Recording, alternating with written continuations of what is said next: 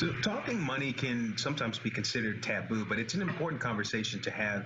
And with the holidays coming around, this is the perfect opportunity to have those discussions with your family about the future. We have Cathy DeWitt Dunn of DeWitt Dunn Financial Services here with us this morning to go over some of the topics that you can share with your loved ones. Why is it so important that we do talk about these things? Especially with what we see with this COVID virus. It's not going away anytime soon.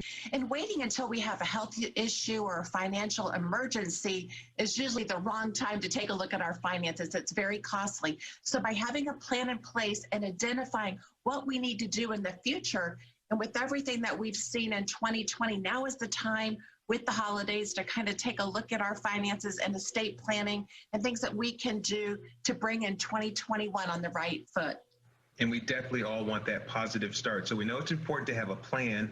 What sorts of topics do we need to make sure we cover? Estate planning. I mean, if we really take a look at the pandemic and the numbers, this is the number one thing that we're seeing that people need to really identify to have their finances in order.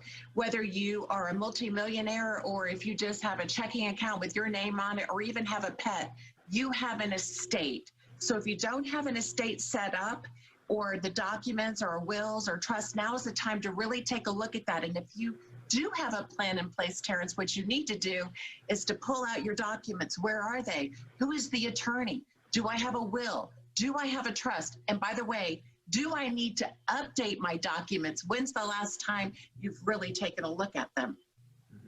And I know for some people, it can be uncomfortable really to sit down and have this conversation. Sometimes people don't want to talk about it or, oh, not right now.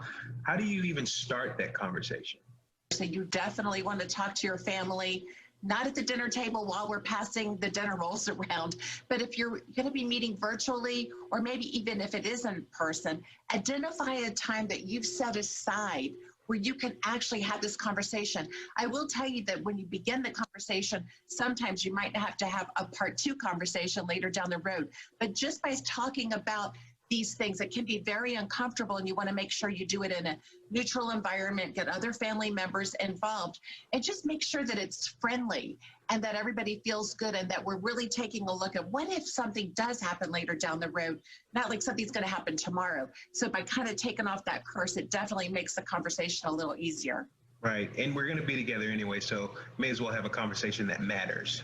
Absolutely. One thing this year has taught us is that really anything can happen, and you want to make sure that you and your family are protected and secure for the future. We've got some great advice coming in from Cathy DeWitt Dunn of DeWitt Dunn Financial Services. I want to take a quick break, but we will continue this conversation when we come right back.